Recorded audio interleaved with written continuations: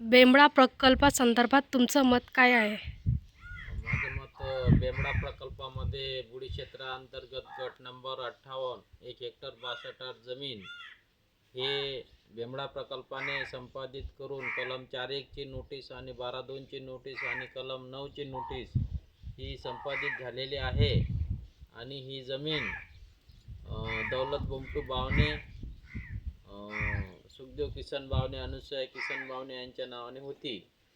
परंतु शासनाने पैसे गंगाराम डोमाजी सोनवणे यांना दिले आहे असे ते म्हणतात आणि त्यांचं म्हणणं असं पडलं आहे की 16/7/2005 रोजी त्यांनी खरेदी दाखल केली आणि फेरफार आणि सातबारा दाखल केलेला आहे असं त्यांचं म्हणणं आहे. परंतु गुन्हेगारीचं स्वरूप मला दिसून येते. एकाएकी सादर झालेले डॉक्युमेंट हे सगळं बनावट असल्याचे मला दिसून येते.